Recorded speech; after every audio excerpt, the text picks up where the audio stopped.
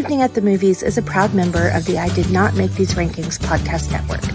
Other shows in the network include Mass Debaters, The Sip List, Crushgasm, Love is Black, Men Are the Prize, Crime Rewind, and Literature Reapers. You can find out all about our shows and more at idnmtrpodcastnetwork.com. Happy listening. You are now entering the world of a movie review. A world full of drama, joy, ridicule, movie spoilers, unpopular opinions, and adult humor for as far as the eye can see. Welcome to An Evening at the Movies.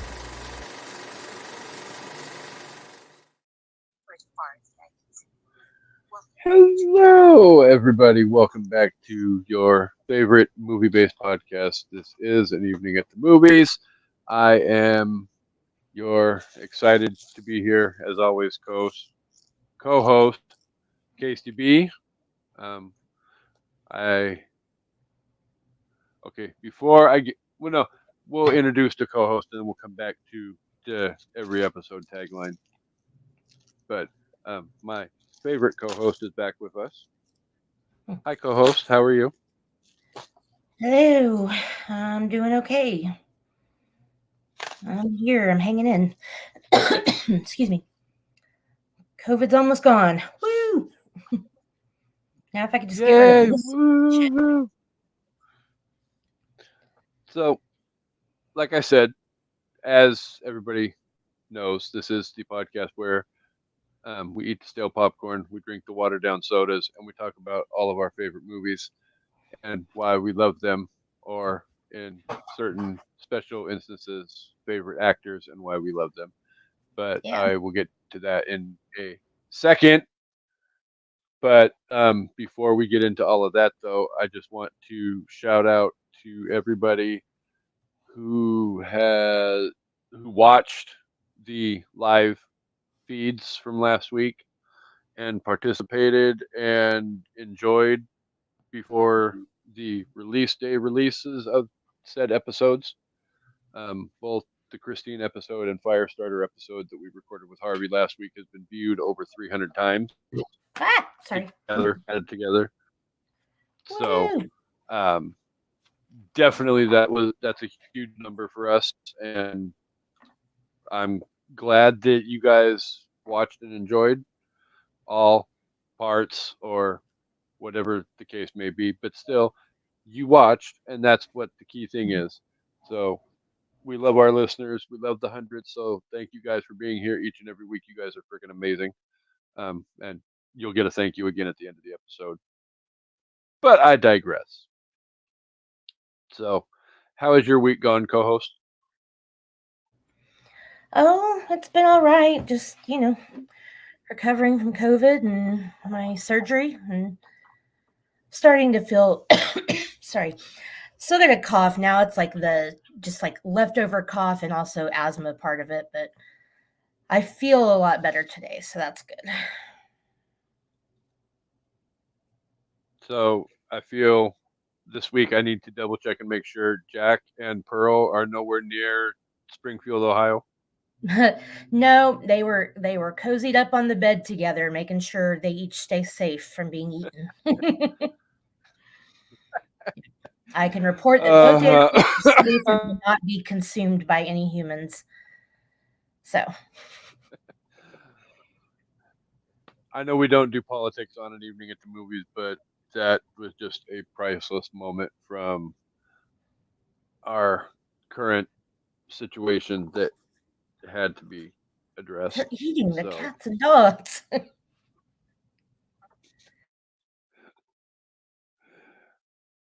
I have great rallies. I have amazing rallies. No, we're not going down that rabbit hole. That's a whole another. I mean, it's fun to have lighthearted chuckles considering the subject of today's episode. But Yeah. yes. So we interrupt our current schedule of Stephen King Birthday Bonanza 4 to this very special episode. For those of you who do not know, and I have a hard time believing in this day and age, nobody knows or has heard about this because it happened 4 days ago. But on Monday, the movie loving world lost one of the true icons in all of cinema when James Earl Jones passed away. So Amanda and I figured we would take a brief, well, not brief, because we're going to pay the man the respect that he deserves to be paid because very few people have the recognizability of this man and he deserves the respect. So that's Yeah. what we're going to do this episode. We're not necessarily going to talk about a movie and review it like normal, but we're going to talk about an actor and his amazing career. So definitely 100%. Um, I had a busy week this week and I did not get the chance to put together the video tribute that I was going to do.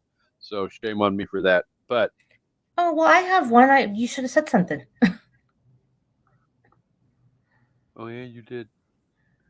Well, okay. So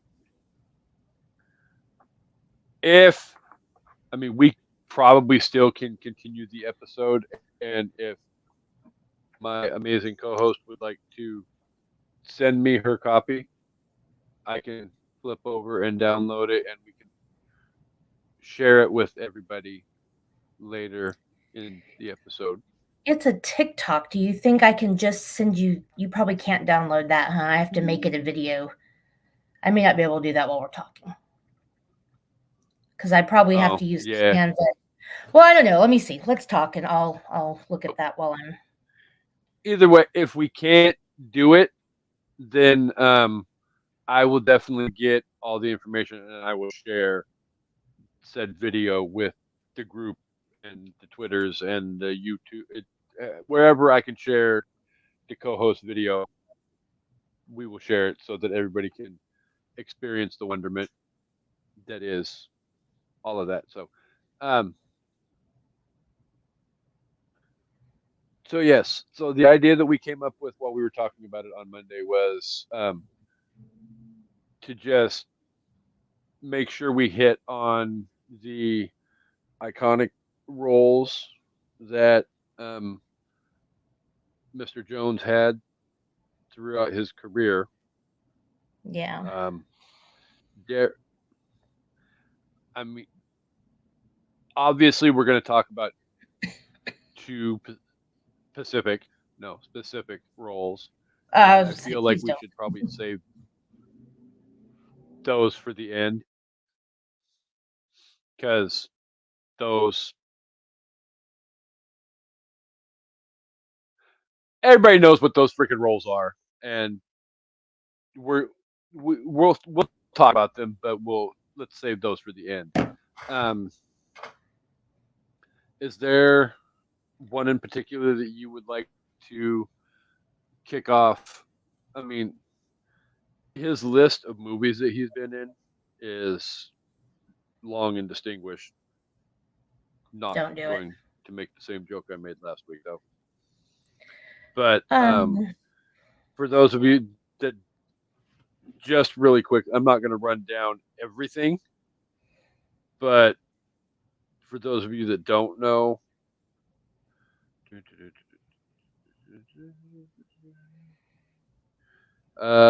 Three Fugitives,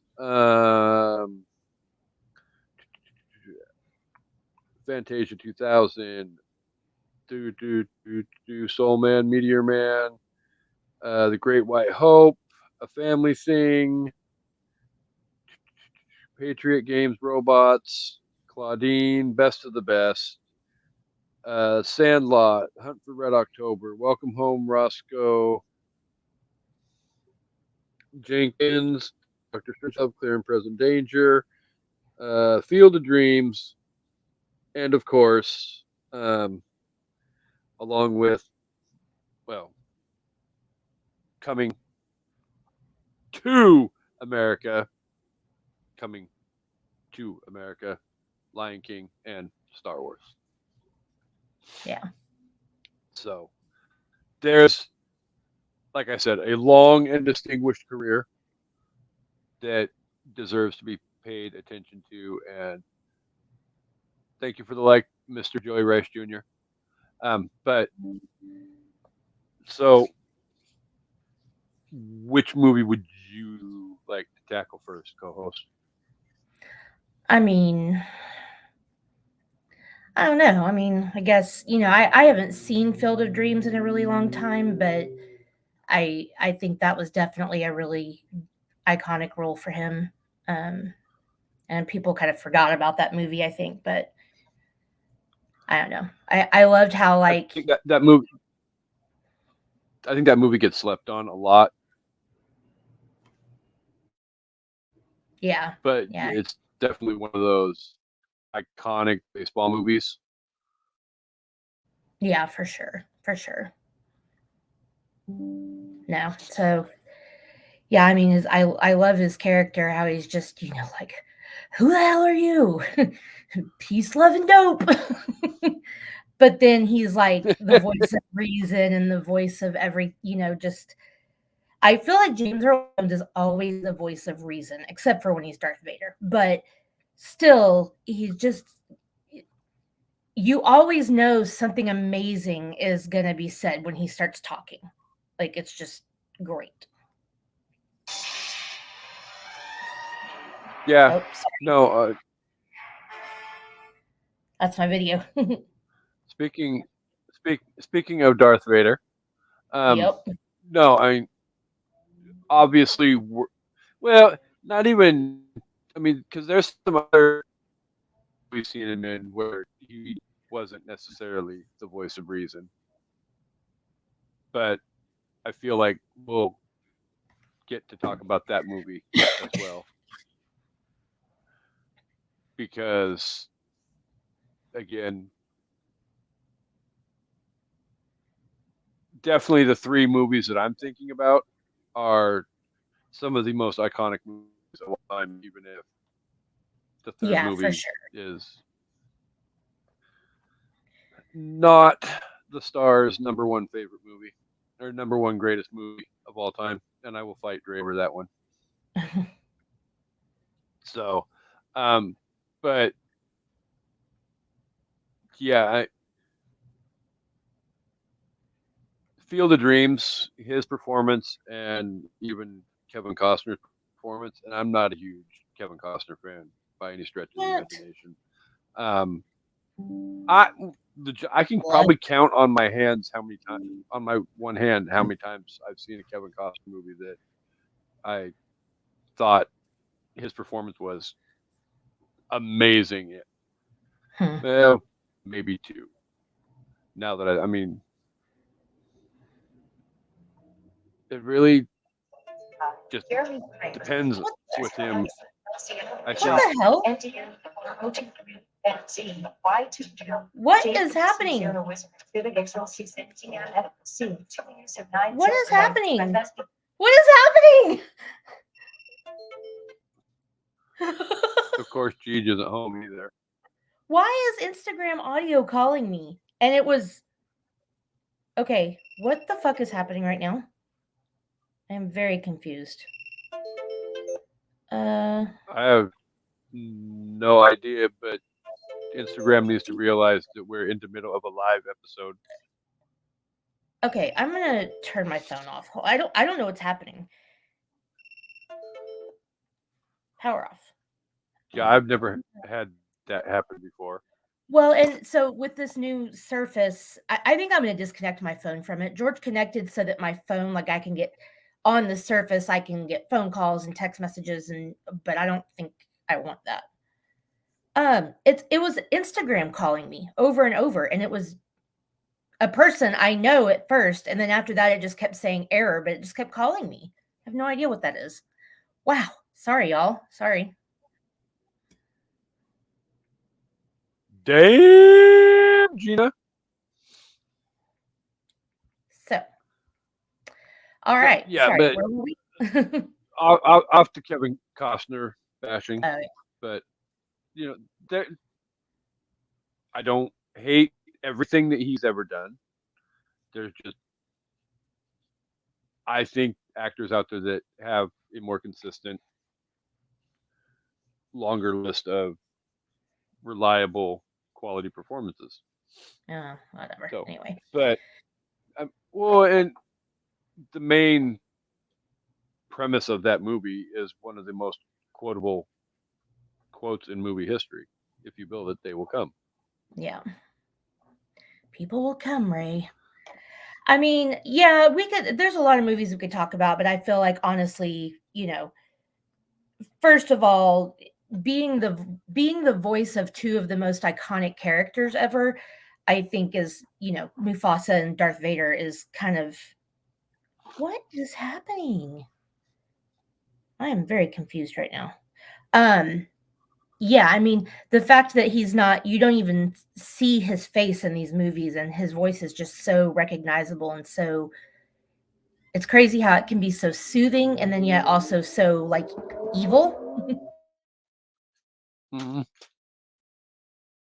um Yeah, I mean, he's fucking Darth Vader. Like, you don't get much more iconic than that.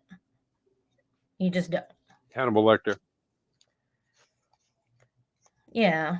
But I mean, To me, probably three of the most iconic villains of all time are Darth Vader, um, Hannibal Lecter, and Norman Bates. yeah. I'm not trying to go down that. I mean, to me, okay. So I feel like we've had this discussion before, but um, to What is me, it's that an noise? easy cop out.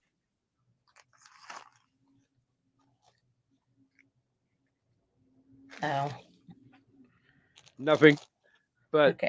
to me, it's an easy cop out to just go to the oh well, Freddy, Michael Myers, blah blah blah blah blah. I mean, those are obviously quote unquote villains with unhidden agendas. Well, those are But slashers. I don't think that's the same. That's not the same yeah, category. but literally like Hannibal Lecter, Darth Vader, Norman Bates. There's some complexity to the development of that character. So what I opened was a beanie. Oh, nice. Beetlejuice, Beetlejuice, Beetlejuice. We're going So to see it tomorrow. That was unnecessary. mhm. But it was fun. So yeah, well, so the three movies I was thinking about were Coming to America, obviously, Lion King, and Darth Vader. Two of which he's actually physically not even on Right. camera That's for. what I was saying. They're all voiceover work. But that voice, though, Yeah. it's so. It's probably well, even to the same extent that I think it was yesterday I saw a news article that before his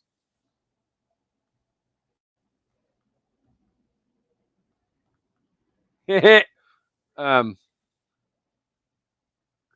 before his death, he signed over the rights to his voice so that it can be used through AI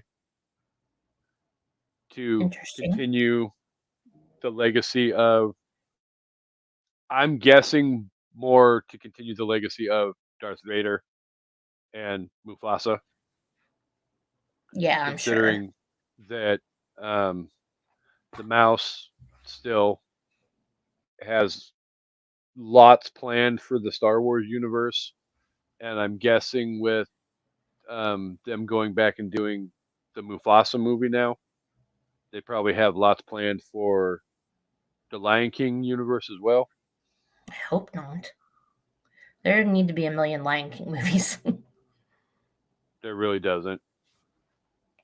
I mean, at the end of the, I'm interested in seeing a Mufasa prequel, Yeah. but it doesn't need to be done to death like a certain other franchise that James Earl Jones is in. Star Wars.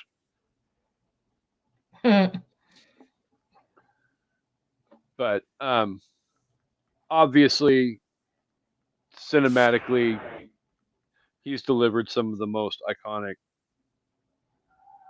lines of all time. Yeah. Um, he was the voice that delivered the big plot twist in Star Wars, Yeah. being the fact that um, no, it was not Obi-Wan killed your father. The line was, "No, I am your I father." am your father. Yeah. Also, that spawned one of the most heart-shattering freaking tweets that I've ever read in my entire life. Monday after James Earl Jones passed away, Mark Hamill tweeted, "R.I.P. Dad." Yeah. Oh, Oh, I know. right in the heart. Yeah. That for those people that know me and understand,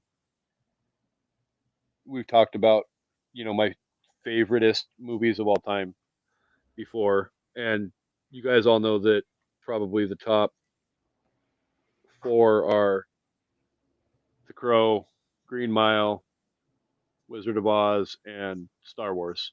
So the news of James Earl Jones passing away on Monday was kind of a big, fat, hefty stomp on the heart. Yeah. I mean, yes, the guy was 93 years old, but that still doesn't mean that he can't live on forever. Well, he can't. Nobody lives forever, but at least I His mean, he voice had a can for long AI. life and okay. I guess that's true. It, I get, but I mean, but you know, like we had talked about, though. I mean, he has the whole, he prolific lines that he's delivered, and some of you know, the voice of reason kind of moments in cinema. But at the same time, even his role in Coming to America, he was not the voice of reason in Coming to America. Yeah. I mean, he tried to be though. Sow your royal oats. Well, he's like, I I'm more than just a ruler of a country and master of my domain. I'm also a concerned dad. Who enjoys the royal bathers regularly Yeah, who doesn't, right? and having rose petals thrown at his feet and all of that. My son works. uh, he's so great. I he's really not in a great significant portion of that movie, but when he's there, his presence is felt. Yeah, for sure.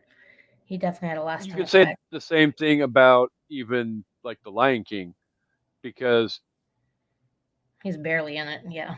he's yeah, he 5 minutes in the movie and he's gone, and then after that he's got one more scene at the Yeah. middle of the movie where The ghost he scene. shows up in the stars. Yeah.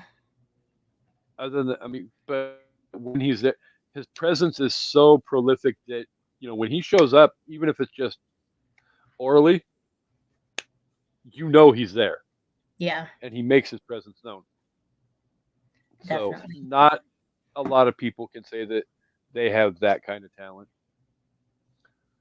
So there is that as Well, well. um, I guess like I could Oh crap! I'm trying to email you this video. Story time. My dad was an extra in one of his movies. Which you kind of know this already, but just for the audience. I see all and I know all. You know because I told you. Um, so it was Many times. 1987.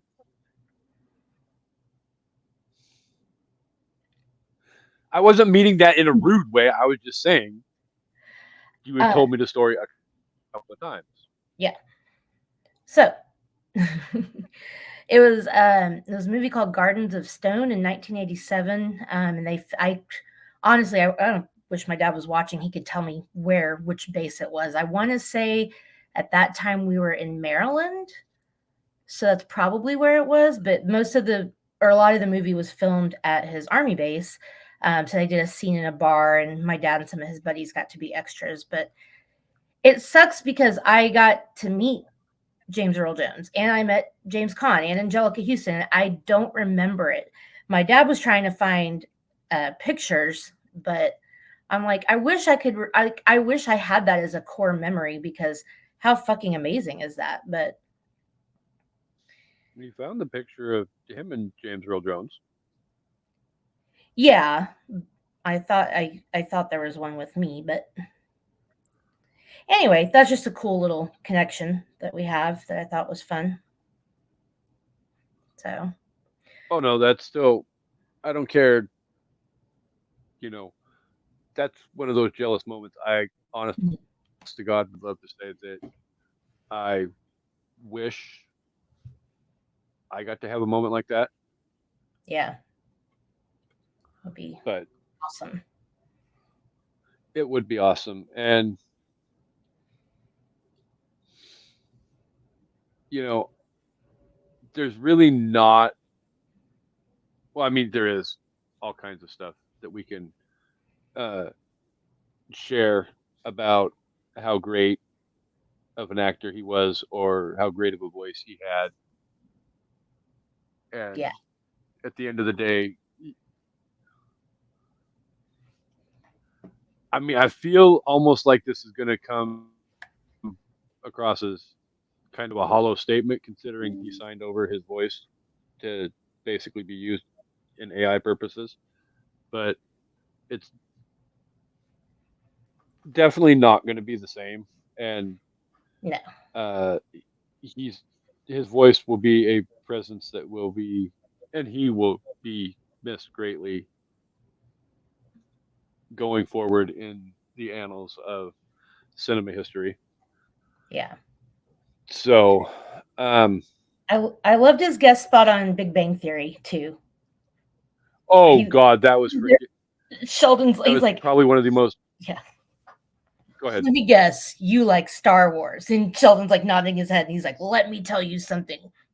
I like Star Wars too. Like Star he Wars. just completely like and then I saw a clip of him on Will and Grace that I had completely forgotten about, and that was a really funny too. Because it's basically I can't remember the episode. I just saw the clip, but he's playing himself and he's trying to act, and basically Karen's just telling him how much he sucks, and it's really funny. She's like, "I hear Lady Footlocker's hiring." I got to go like Eh, look up that episode and watch it because I saw a TikTok and I was like, I completely forgot. But yeah, The Big Bang Theory that was a really good guest spot for him. well, and it wasn't just that little brief moment either. I mean, there's moments where in throughout that entire episode where they show up and um, At Carrie Fisher's house. ding dong dit ding. Yeah, I was gonna say ding dong ditch, Carrie Fisher, Yeah, that was and funny. it. So it's kind of taking a whole. You get that moment where they meet each other for the first time, and you think, "Oh God, he's going to be one of those." It could be one of, excuse me, moments where you like Star Wars. Well, let me tell you something, and then all of a sudden it turns into one of these moments where he's like a kid in a candy store, Yeah. where it's like everybody always assumes that it's going to be something where okay, whatever, blah blah blah blah. I'm over this shit, but it's still even at the time 80 something years old, he's happy and enjoys those moments with the fans where people are always coming up to him and saying, sharing their memories and all of that. But Yeah. then they still take it to the next. They go do karaoke and they're singing "The Lion Hmm. Sleeps Tonight." Like I said, they ding bitch Carrie Fisher and poke fun at that. Ironically, the fun fact about that moment is um, until that moment filming that scene on Big Bang Theory, James Earl Jones and Carrie Fisher had never met face to face before in their entire lives. What? How is that possible? I mean, I know he was just a voice actor on Star Wars, but I feel like he would have had to have at least been in the room to do lines with them. That doesn't make sense. Well, Interesting. evidently, all of the Darth Vader stuff was done in 2.5 hours in post production. Hmm. So all the filming for everything was already done. They just brought in James Earl Jones after filming was done, and So they just replaced here, the voice or whatever, and she was act. They were acting with yeah, whoever was in the suit. Okay. hmm I feel like that doesn't which have as much as good of an effect, but I don't know. it really doesn't, in my honest opinion, because I saw, and I've heard it before, but I've saw a TikTok the other day where it's that first scene in A New Hope where um, Darth Vader's talking to uh, the the guards that he captured that are protecting Princess Leia, and it's the actor in the suit's voice, and it's very high pitched and British. Oh yeah, I've seen So that. it I know what you're definitely talking about. Yeah. it it doesn't carry the same weight as the you know deep masculine James Earl Jones voice Yeah. that he created for that character. So Yeah. definitely at the same time there is no way. I mean, what he brought to that character definitely helped define the level of icon that that character would become over the last what 40 almost 50 years. Yeah. Holy crap. We're old. Yep. That is true. That's okay. But yeah, he'll be missed for sure. I mean, these movies are movies that'll, at the very least, Star Wars. I don't think will ever. I don't think anybody will ever forget about Star Wars. Lion King and Coming to America and Field of Dreams and whatever. They may not. I mean, I think Lion King will stand the test of time, but I think Star Wars will always be. It'll just always be a thing. Like he'll always be remembered as the voice of Darth Vader. of Darth Vader. Well, because even we've had, I had discussions the last couple of days with the guys at work about uh, James Earl Jones, and they made reference to the fact that he looks a lot bigger around than Darth Vader looks, and it's like, okay, so that James Earl Jones is not into suit, Yeah. but he's Darth Vader, and it's like, no, no, no, no. That's a voiceover. The guy in the suit did not have the voice that George Lucas was looking for when they filmed the movie, so they brought in somebody who had the voice. So there's the whole explanation explaining Guess how, people didn't know that. Interesting. yeah, well, I'll explain after the show's over. That's fine. But but it,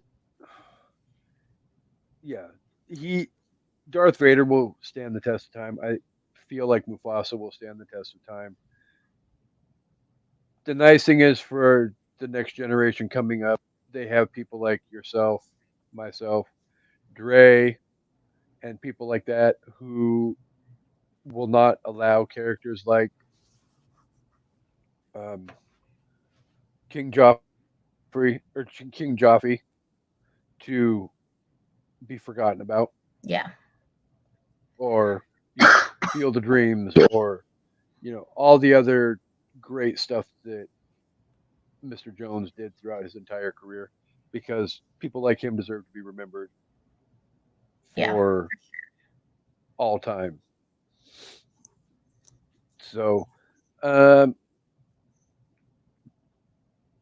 I have an idea in my head before we wrap things up and send it home. So Okay. I know we normally do it for the movie that we're talking about, so why not do it for the actor that we're talking about as well? Um, 1 through 5, would you like to rate the greatness that is James Earl Jones? I mean, for his acting, yeah. Yes. I mean, yeah, 5 out of 5 for sure.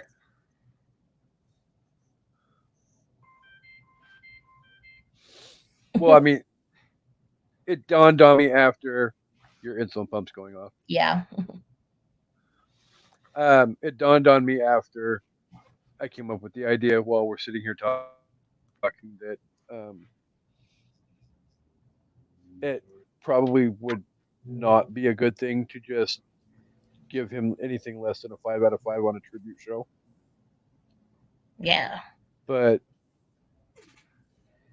just in the fact of King Joffrey, Mufasa, Darth Vader alone, those three roles are iconic enough that it 100% warrants a 5 out of 5 red lightsabers I mean, not in to his mention that honor. he's a Tiny winner as well. Oh, that's another thing on the Will and Grace episode where he was talking about, he's like, something about my Tonys. And she's like, oh, honey, that's just something they give away to keep all the gays off the street for one night. Uh, Oh my and god, then she's talking that about Jack, and he's show like, was so inappropriate. yeah. He's like, you think I could get into his class? Talking about Jack. It was funny. It's like, you can't compare yourself to Jack McFarlane. But yeah, I mean, he was a very versatile What? actor. So, Absolutely 100%. I mean, it almost seems tragic that the fact that he only has an honorary Oscar, yeah. because you would think with his ability that there would at least be one out there somewhere, but it's just the honor. And just having an honorary Oscar is nothing to shake a stick at either. So, Yeah. you know, at least he's got some kind of recognition from the Academy. Yeah. So, 1,000,000% definitely rest in peace, James Earl Jones. You will be missed. Yes. We are sorry that you are gone. Um, with all of that said, though, like I said earlier, we can't end the episode without 100% saying thank you to the listeners for being here each and every week. You guys are amazing. You guys are awesome. You guys are helping an evening at the movies grow like there's no tomorrow. And at the same time, I have a question for all these people that are listening to an evening at the movies or watching an evening at the movies. Why are you not jumping over and watching and listening to the Sip List? It is a great show that I'm on more often than I'm not. You need to watch, you need to listen. I challenge you to do, I assign homework. Go watch and listen to 5 episodes of the Sip List tonight. Maybe not all in one night. That's like 5 hours of podcast to listen to. I would understand if you didn't have that kind of time, That but yeah, because check it out. some of those early podcasts with you and I, that's like 3.5 hours of podcasting. Yeah, Well, after you edited it down to like an hour and a half. So, yeah. is there potentially anything coming up on the SIP list that you would like the listeners to know about? I don't know yet. I need to just start sharing some old episodes right now because I'm still in Reminding the listeners what a you're out hiatus. there. Yeah. So yeah, go check out some old episodes and hopefully we'll be back soon with some new stuff. Hopefully, very soon. Like, get off your lazy ass, Josh, and text back. I'm sure he's working. Oh, I'm sure. And if I was being 100% serious, that would be a totally different thing, but I'm not. Yeah. We kid, we poked a sleeping bear. So, we will be I'm going to drop this episode immediately after ending the live. So there will be that. So with that said, an evening at the movies, we'll be back to our regularly scheduled Stephen King birthday bonanza on Wednesday. So check out our episode where we sat down with Harvey and talked about Firestarter. The week after that, we'll be talking about Cat's Eye, and then we've got the Literature Reapers crossover coming on September 30th, where we will be talking about The Stand with everybody's favorite Reaper, Miss Shannon Banana. Hmm. So all of that is coming up. Halloween Horror Fest. Thanks Grisham in November. There's all kinds of stuff coming up. So definitely stay tuned and follow, like, subscribe, download all of the shenanigans. We appreciate all the love.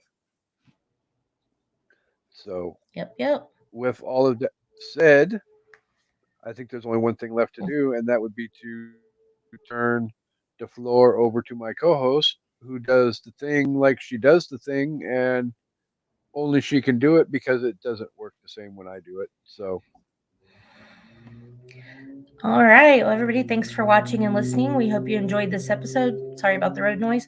And we hope you all come back for anything at the movies. Goodbye. peace and hair grease.